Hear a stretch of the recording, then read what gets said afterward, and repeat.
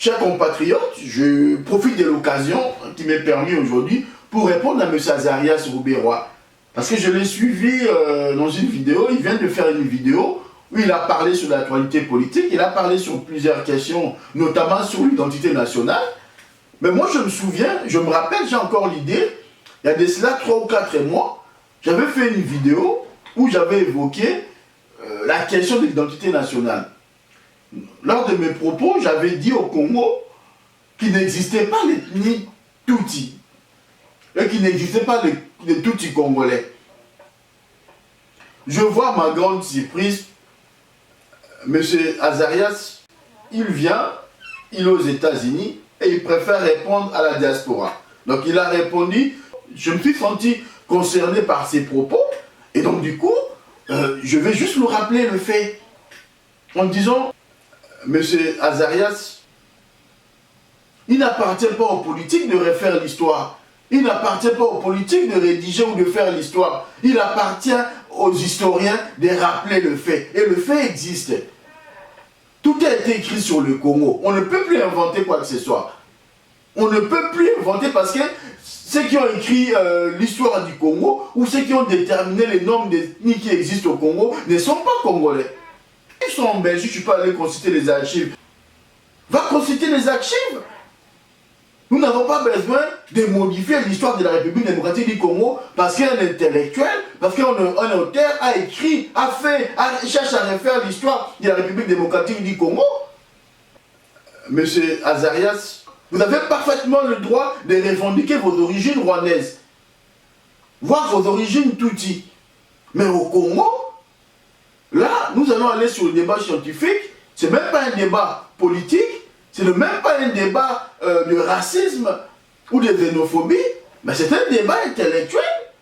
Et j'invite les journalistes et j'invite les chroniqueurs à revenir sur cette question. Et moi, je suis prêt à faire même un débat contradictoire avec Azarias Rouberoy sur cette question d'identité nationale congolaise. Je suis prêt à discuter avec ce monsieur pour qu'on partage de manière intellectuelle la réflexion. Lorsqu'il parle de la communauté Tutsi au Congo, qu'est-ce qu'il va insinuer? Lorsqu'il parle des Tutsis congolais, qu'est-ce qu'il va insinuer? Nous avons des préoccupations à lui poser, nous avons des interrogations à poser sur ses motivations. Pourquoi il parle de la majorité bantou au Congo?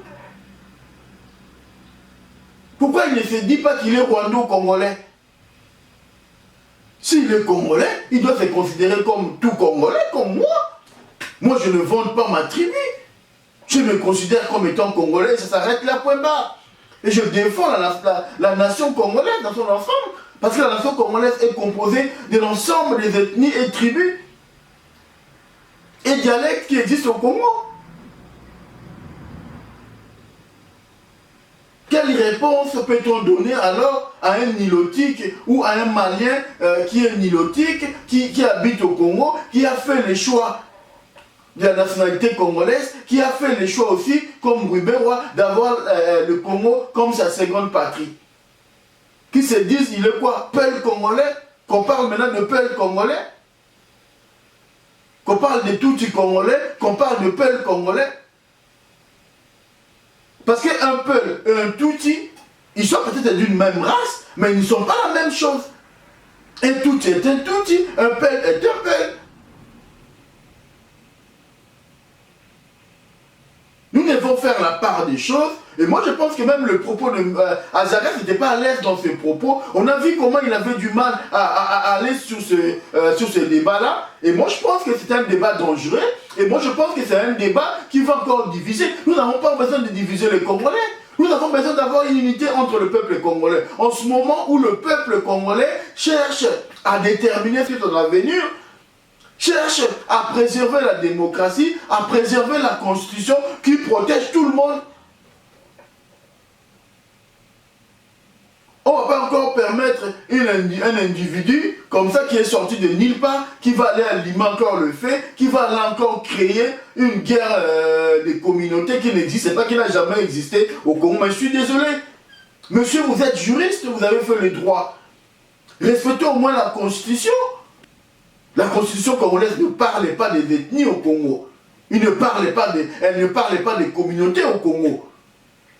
Il elle parle de droits civiques et politiques. Et donne à tout Congolais le même droit civique et politique que tu as aujourd'hui. Défends plutôt le respect de tes droits civiques et politiques. Défends tes droits civiques et politiques. Mais dès lors que tu commences à défendre une identité qui n'existe pas, qui n'est pas congolaise, à ce moment-là, ça va être compliqué, ça va créer un débat. Et ce débat-là, on ne sait pas comment ça va finir.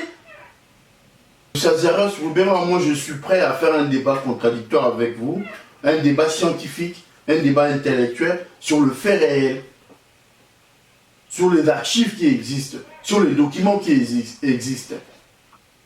Mais si vous voulez qu'on parle de race, à la place des Tutsis, moi je mettrai la race nilotique. Je mettrai aussi au Congo, je vous rappelle qu'au Congo, il y a la race pygmée. On comparera maintenant parmi les trois races, laquelle des races aujourd'hui assure la gestion de la République démocratique du Congo. Laquelle des races aujourd'hui est très bien implantée en République démocratique du Congo. Du moins en termes de gestion de la chose publique. Mais juste à titre de rappel, au Congo, il n'existe pas d'ethnie Tutsi. Il n'existe pas les Congolais ou les Tutsis congolais. Soit tu es Congolais, soit tu ne l'es pas. Mais va chercher les archives qui existent en Belgique pour nous prouver l'existence de l'ethnie dont tu fais allusion. Tu n'as pas à nous présenter un document, un ouvrage écrit par une personne qui est déconnectée de la réalité, qui veut fausser l'histoire. On ne va pas y croire. Nous voulons le fait. Tu es un juriste. Tu connais la valeur de fait. Tu vas en Belgique, où il y a les archives. On mettra à la table, on fera un débat, on discutera de manière scientifique le fait réel. Et je tiens à rappeler, il n'appartient pas aux politiques d'écrire une histoire. Il appartient aux historiens. Et l'histoire de la République démocratique du Congo a déjà été écrite. Et l'histoire de la République démocratique du Congo existe. C'est pas loin, c'est en Belgique. Donc encore une fois, je remercie le peuple congolais. Je vous remercie. Donc on est ensemble, on continue à se battre pour la patrie. Donc voilà.